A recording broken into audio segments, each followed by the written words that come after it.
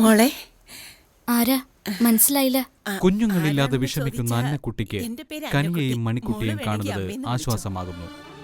മണിക്കുട്ടിയെ എടുക്കാൻ ശ്രമിക്കുന്ന ജോസിനെ തടയുന്ന കനിയെ വിവാഹം കഴിക്കാൻ താല്പര്യമുണ്ടെന്ന് ഫാദറിനോട് ജോസ് പറയുന്നു. ഒരു വിവാഹത്തിന് താൻ തയ്യാറല്ലെന്ന് കനി. തുടർന്ന് കാണുക.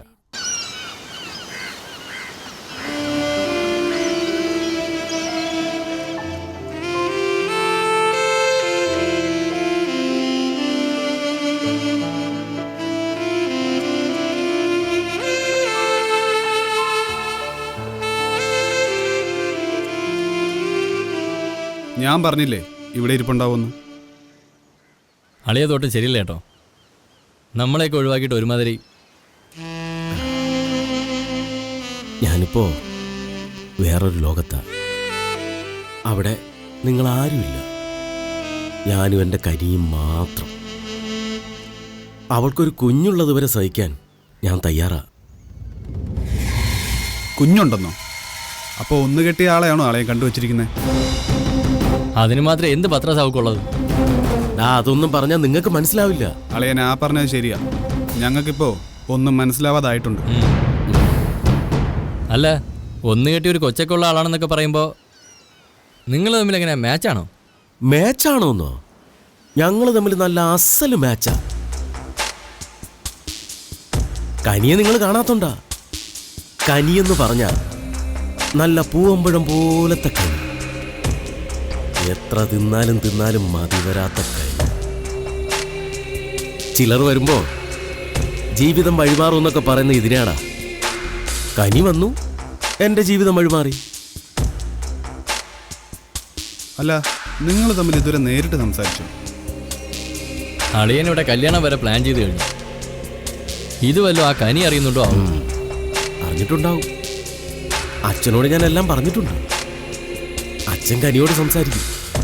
അച്ഛനാണല്ലോ അവരുടെ മേൽനോട്ടം വഹിക്കുന്നത്. അതുകൊണ്ട് എനിക്ക് ഉറപ്പുണ്ട് ഇത് നടക്കും. അച്ഛൻ്റെ മുന്നിൽ ഞാനിപ്പോൾ വളരെ നല്ലവനാ.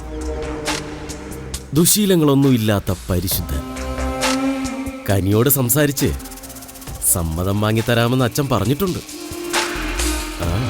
കനിയെ കിട്ടുന്നതുവരെ ഈ വേഷം കെട്ടിയേ പറ്റൂ. നിങ്ങളായിട്ട് അതിനിടയ്ക്ക് അലമ്പൊന്നും ഉണ്ടാക്കരുത്. ഗിരി, ഇത് എവിടെ ചെന്ന് അവസാനിക്കുമെന്ന് എനിക്കൊരു പിടിയും കിട്ടുന്നില്ല.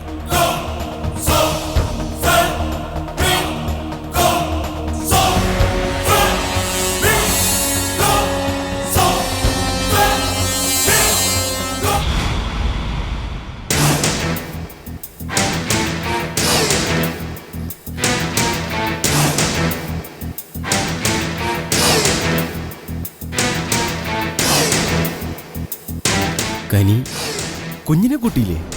കുഞ്ഞുങ്ങളെന്ന് വെച്ചാ എനിക്ക് ജീവനാ. കനിയെ കാണാൻ വേണ്ടി അവിടെ വന്നപ്പോഴാ കുഞ്ഞിനെ കണ്ടത്. അപ്പൊ സമയം പോകാൻ വേണ്ടി കുഞ്ഞിനെ കളിപ്പിക്കാമെന്ന് വെച്ചതാ. അല്ലാതെ അല്ല. കനിയിപ്പോ എങ്ങോട്ടാ? കുറച്ച് സാധനങ്ങൾ വാങ്ങാൻ. എന്നോട് പറഞ്ഞാ പോരെ? ഞാൻ വാങ്ങിച്ചോണ്ട് വരില്ലായിരുന്നോ? കനി എന്തിനാ ബുദ്ധിമുട്ടുന്നേ? സാരമില്ല.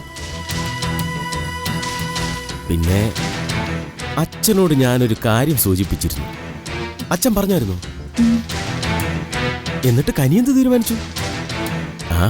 ഞാൻ എന്റെ മനസ്സ് തുറന്നു. ഇനി കനിയുടെ ഊഴ. എനിക്ക് എന്റെ കാര്യം ഞാൻ അച്ഛനോട് പറഞ്ഞിട്ടുണ്ട്.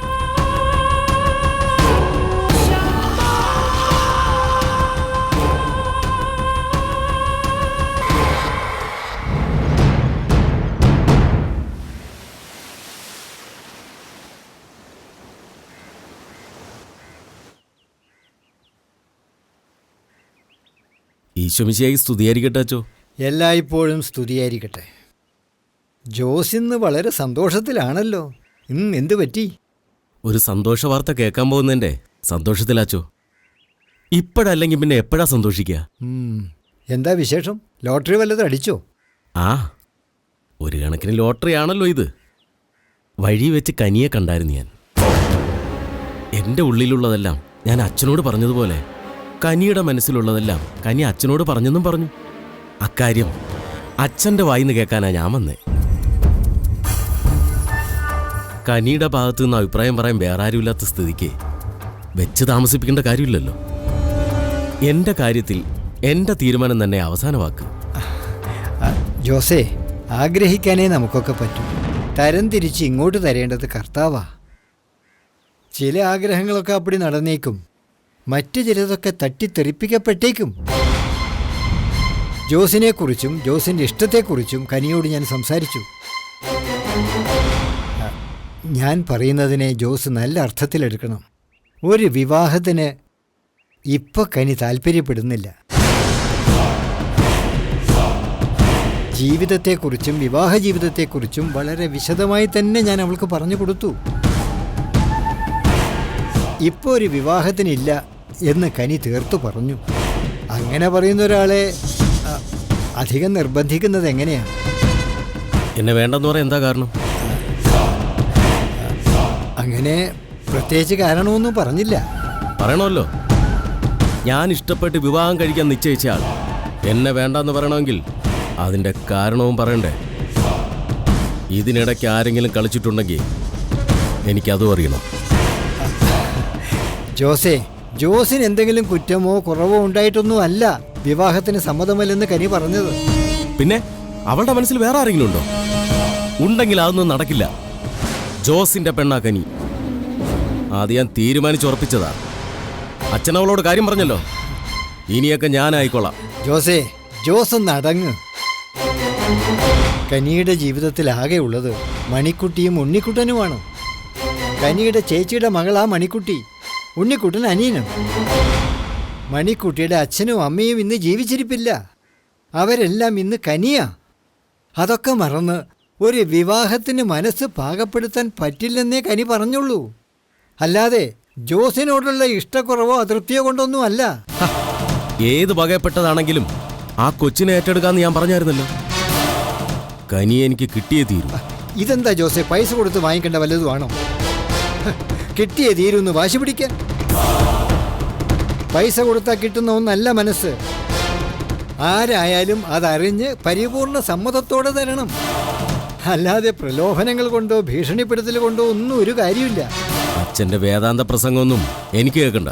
ഞാനൊന്ന് തീരുമാനിച്ചിട്ടുണ്ട്, അത് ഞാൻ നടത്തിയെടുക്കുകയും ചെയ്യും.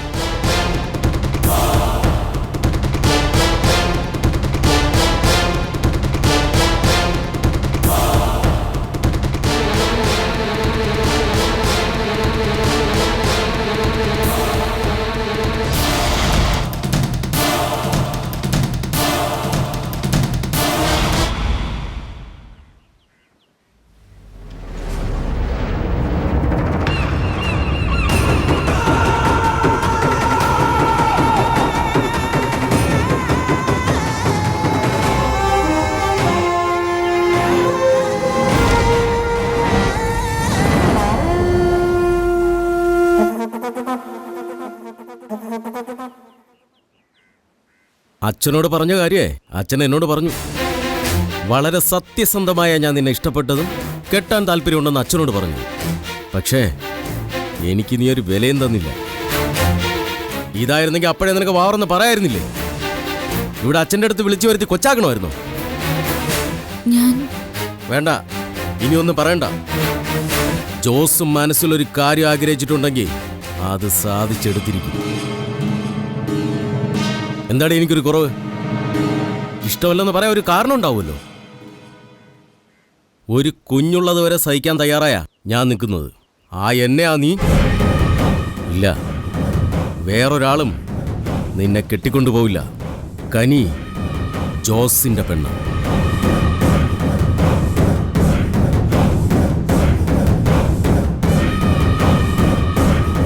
അടിമുടി നന്നായിരിക്കുക ഞാൻ. പഴയ ജോസാവാൻ എനിക്കധികം സമയമൊന്നും വേണ്ട. അങ്ങനെ ആകാതിരിക്കാനാണ് ഞാൻ ശ്രമിച്ചുകൊണ്ടിരിക്കുന്നത്. നീയായിട്ട് അതിന് വഴിവെക്കരുത്. മോഹിച്ചുപോയി, മനസ്സിനകത്ത് പ്രതിഷ്ഠിച്ചുപോയി. ഇനി അത് അടർത്തി മാറ്റാനാവില്ല. എന്നെ വാശി കയറ്റാതിരിക്കുന്നതാ എല്ലാവർക്കും നല്ലത്. നീ ഈ കല്യാണത്തിന് സമ്മതിക്കണം. സമ്മതിച്ചേ തീരൂ.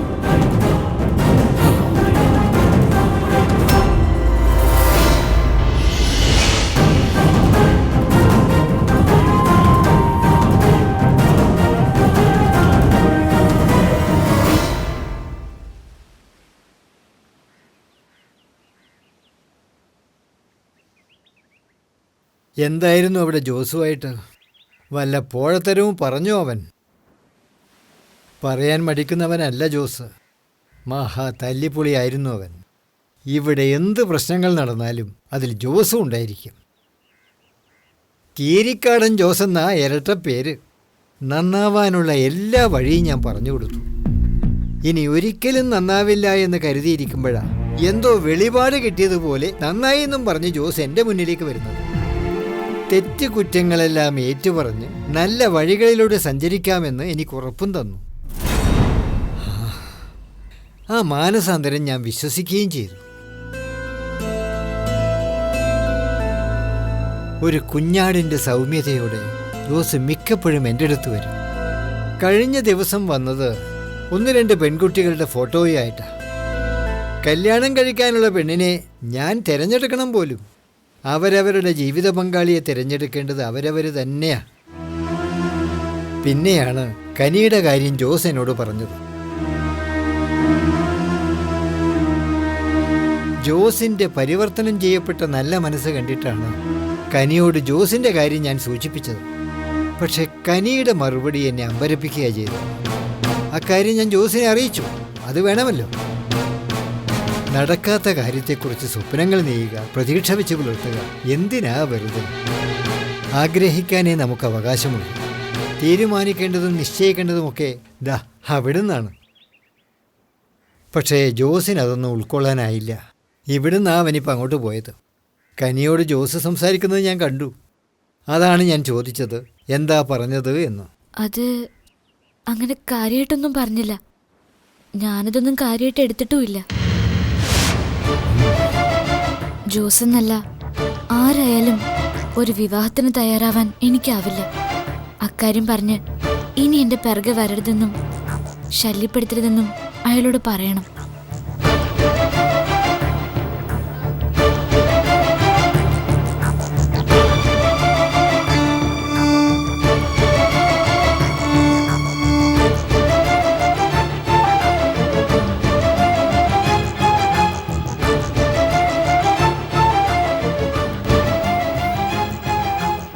അച്ചോ, ഞാൻ അന്നേ പറഞ്ഞതല്ലേ ഇത് പ്രശ്നമാവുമെന്ന്. അതുപോലെ തന്നെ സംഭവിച്ചല്ലോ. ഇപ്പോൾ ഈ പ്രായത്തിലുള്ള പെൺകുട്ടികളെ ഒരിടത്ത് താമസിപ്പിക്കാമെന്ന് പറഞ്ഞാൽ അതിൽ പരം തലവേദന പിടിച്ച കേസ് വേറൊന്നില്ലച്ചോ. അച്ഛൻ്റെ മനസമാധാനം പോയി കിട്ടിയല്ലോ. ഈനാശു എന്തായി പറയുന്നത്? ആ കനിയുടെ കാര്യം തന്നെയാ അച്ചോ. അവരെ ഇനിയും ഇവിടെ താമസിപ്പിക്കുന്നത് അപകടാ. ഇന്ന് ജോസ്, നാളെ വേറൊരാള്. പറഞ്ഞു വിട്ടേക്കച്ചോ. അവരെവിടേക്ക് പറഞ്ഞു വിടണമെന്നാണ് ഈനാശു പറയുന്നത്? എവിടേക്കെങ്കിലും പോട്ടെ, നമുക്ക് തലവേദന ഒഴിവായി കിട്ടുമല്ലോ. അവർക്ക് സ്വന്തക്കാരായിട്ട് ആരുമില്ലാന്ന് ഈനാശുവിന് അറിയില്ലേ? അപ്പോൾ പിന്നെ പെരുവഴിയിലേക്ക് ഇറക്കി വിടുക എന്നൊക്കെ പറഞ്ഞാൽ അത് ദേവദോഷമായി തീരില്ലേ? അച്ചോ, ആ പെൺകൊച്ചിന് വല്ല അപകടവും സംഭവിച്ചു എന്ന് വിചാരിക്കുക. അതിൻ്റെ പ്രായം അതാണല്ലോ. അപ്പോൾ ചോദ്യങ്ങളെല്ലാം ഇങ്ങോട്ടേക്കായിരിക്കും വരിക. അച്ചോ, ആരുമില്ലാത്തവരായിട്ട് ആയിരക്കണക്കിന് ആളുകൾ ഇവിടെയുണ്ട്. അവരെ എല്ലാവരെയും സംരക്ഷിച്ചുകൊണ്ട് നടക്കാൻ നമുക്ക് പറ്റുമോ? അത് പറ്റില്ല. 1000-ൽ ഒരാളെയെങ്കിലും സംരക്ഷിക്കാനായാൽ, ഒരാൾക്കെങ്കിലും നല്ലൊരു ജീവിതം കൊടുക്കാനായാൽ അതല്ലേ ഏറ്റവും വലിയ കാര്യം. ജോസ് വന്ന് എന്തൊക്കെയോ പറഞ്ഞു എന്നുള്ളത് നേര് തന്നെ. എന്ന് വെച്ച് അവരിവിടുന്ന് പറഞ്ഞു വിട്ടതിന് ശേഷം അവർക്കെന്തെങ്കിലും സംഭവിച്ചു പോയാൽ പിന്നെ നമുക്ക് സമാധാനം കിട്ടുമോ? അങ്ങനെയൊക്കെ ചോദിച്ചാൽ, അല്ല, ഇത്രയും കാലം ഇവിടെ ഇങ്ങനെ ഒരു പ്രശ്നം ഉണ്ടായിട്ടില്ലല്ലോ. നമുക്ക് നമ്മുടെ കാര്യം നോക്കിയാൽ മതിയായിരുന്നു. ഇതിപ്പോൾ ആ പെണ്ണിൻ്റെ കാര്യം നോക്കണം. അതിന് വല്ലതും പറ്റുന്നുണ്ടോ എന്ന് നോക്കണം. വല്ലതും പറ്റിയാ അതിന് നമ്മളാണ് സമാധാനം പറയണ്ടേ. അല്ല, നമ്മളല്ല, അച്ഛൻ. അച്ഛനാണല്ലോ അവരെ ആനയിച്ച് എഴുന്നള്ളിച്ചുകൊണ്ട് വന്നേ. ഞാൻ അപ്പോഴേ പറഞ്ഞതാ കുരിശായി തീരൂന്ന്. അച്ചോ, ഇനിയും ആലോചിക്കാൻ സമയമുണ്ട്. വേഗം ഒഴിവാക്കി വിടുന്നതാ നല്ലത്. ആ ജോസിനി എന്നതൊക്കെ കാട്ടിക്കൂട്ടുമെന്ന് കണ്ടറിയണം.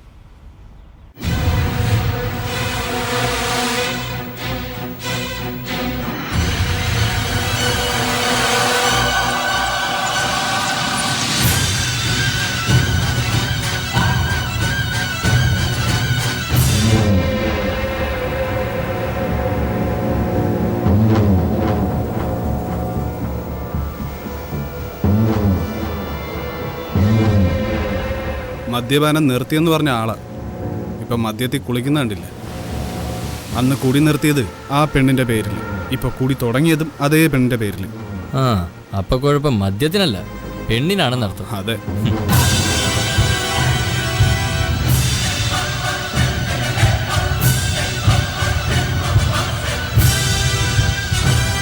ഞങ്ങൾ അപ്പോഴേ പറഞ്ഞല്ലേ അവളുടെ പിന്നാലെ പോണ്ടെന്ന്.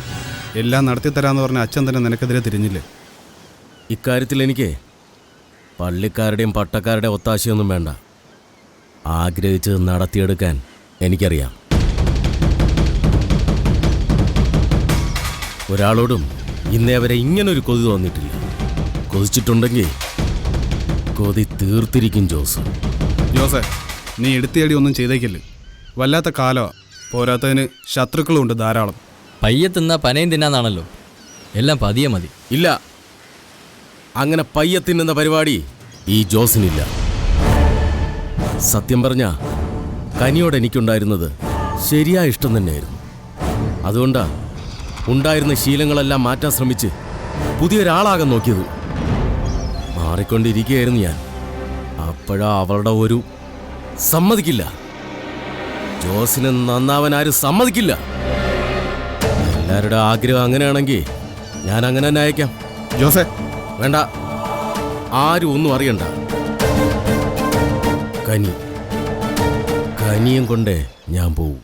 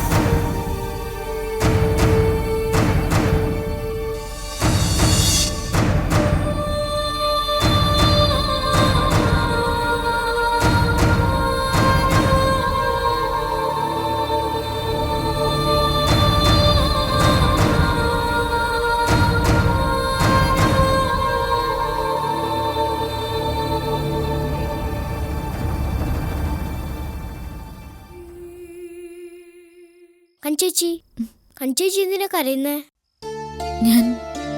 ഞാനോരൊന്ന് ഓർത്തുപോയി. എന്ത്? അൻപണ്ണനെ കുറിച്ച്. അൻപണ്ണൻ ഇപ്പൊ എവിടെയായിരിക്കും? ആപത്തൊന്നും വരാതെ എവിടെയെങ്കിലും ഉണ്ടായിരുന്നാ മതിയായിരുന്നു. മൺകുട്ടിയെ വീട്ടിലെത്തിക്കാൻ വേണ്ടി കാശിയെ കണ്ടുപിടിക്കാൻ പോയതല്ലേ അൻപണ്ണൻ? അവിടുന്ന് എങ്ങോട്ട് പോയിണ്ടാവും അൻപണ്ണൻ? അൻപണ്ണൻ എങ്ങോട്ട് പോവാനോ ഉണ്ണിക്കുട്ട? അൻപണ്ണന് നമ്മളും, നമുക്ക് അൻപണ്ണന് മാത്രല്ലേ ഉള്ളൂ.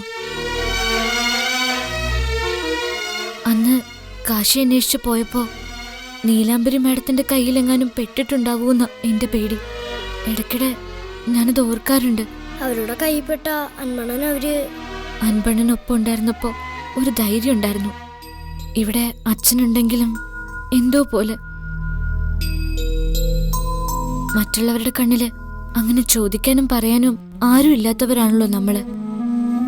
അതുകൊണ്ടല്ലേ ആ ജ്യൂസ് അങ്ങനെയൊക്കെ പറഞ്ഞു വന്നത്.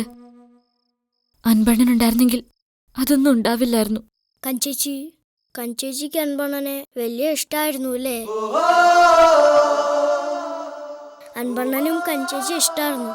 അൻപണ്ണനും കൂടി ഉണ്ടായിരുന്നെങ്കിൽ നല്ല രസമായേനെ. നമുക്കിപ്പോ എന്ത് ചെയ്യാനാവൂ ഉണ്ണിക്കുട്ട? അന്വേഷിച്ചു പോകാനാണെങ്കിൽ സ്ഥലത്തെക്കുറിച്ച് ഒരു പിടിയുമില്ല. അച്ഛനോടോ മറ്റോ അൻപണ്ണനെ കുറിച്ച് പറയാനും പറ്റില്ല. അൻപണ്ണൻ എവിടെയെങ്കിലും ആയിട്ടുണ്ടാവും കഞ്ചേച്ചി. എന്തെങ്കിലും ഒരു ദിവസം അൻപണ്ണനെ നമ്മള് കണ്ടുമുട്ടുകയും ചെയ്യും. അൻപണ്ണൻ ഏതോ വഴിക്ക്. ഇനി ഉണ്ണിക്കുട്ടനും വേറെ വഴിക്ക് പോവും. ഞാനങ്ങനെ എവിടെയും പോവില്ല. കഞ്ചേച്ചി മൺകുട്ടികളോടത്ത് ഞാനും ഉണ്ടാവും. ഉണ്ണിക്കുട്ടൻ സ്കൂളിൽ പോകുന്ന കാര്യം ഞാൻ പറഞ്ഞത്. സ്കൂളിൽ പോകാൻ തുടങ്ങിയാൽ ആഴ്ചയിൽ വല്ലപ്പോഴല്ലേ ഉണ്ണിക്കുട്ടൻ ഇങ്ങോട്ട് വരാൻ പറ്റൂ. ഒരാഴ്ചയിൽ 1-2 ദിവസം, പിന്നെ വീണ്ടും കാത്തിരിക്കണം. അടുത്ത ആഴ്ച ആവാൻ വേണ്ടി. അങ്ങനെയാണെങ്കിൽ ഞാൻ പോകുന്നില്ല. ഉണ്ണിക്കുട്ടൻ തന്നെയല്ലേ പറഞ്ഞത് പഠിക്കണം, പഠിച്ച് വലിയ ആളാവണമെന്ന്. അപ്പൊ പിന്നെ സ്കൂളിൽ പോവാതെ എങ്ങനെയാ? കഞ്ചേച്ചിയും മണിക്കുട്ടിയും കാണാൻ പറ്റാതെ. ഞാനൊരു സങ്കടം പറഞ്ഞതേ ഉള്ളൂ. ചിലതൊക്കെ നമ്മൾ സഹിച്ചല്ലേ പറ്റൂ ഉണ്ണിക്കുട്ട. ഉണ്ണിക്കുട്ടൻ പറഞ്ഞപ്പോ പഠിക്കാനുള്ള സൗകര്യം ഉണ്ടാക്കി തന്നില്ലേ അച്ഛൻ. ഇനി പോകുന്നില്ലെന്നെങ്ങാനും പറഞ്ഞാൽ അത് അച്ഛന് വിഷമാവും. നമുക്ക് വേണ്ടി ഒത്തിരി കഷ്ടപ്പെടുന്ന അച്ഛനെ വിഷമിപ്പിക്കാൻ പാടില്ല. ഉണ്ണിക്കുട്ടൻ പഠിക്കണം, എന്നിട്ട് ഉണ്ണിക്കുട്ടൻ പറഞ്ഞ പോലെ വലിയ നിലയിലെത്തണം, നല്ല ജോലിയൊക്കെ നേടി. അപ്പോഴേക്കും മണിക്കുട്ടി വളരും. മണിക്കുട്ടിയും പഠിപ്പിച്ച് വലിയ നിലയിലെത്തിക്കണം. മണിക്കുട്ടി സ്വന്തം അച്ഛൻ്റെ അമ്മയുടെ അടുത്തുണ്ടായാൽ എങ്ങനെയാവോ അതുപോലെ ആക്കണം. ഒന്നിനും ഒരു കുറവും ഉണ്ടാവാൻ പാടില്ല. നമ്മുടെ കാര്യത്തിന് വേണ്ടി എപ്പോഴും അച്ഛനെ ബുദ്ധിമുട്ടിക്കാനാവില്ലല്ലോ. അങ്ങനെ ബുദ്ധിമുട്ടിക്കാതിരിക്കാൻ ദൈവം കാണിച്ചെന്ന വഴിയായത്.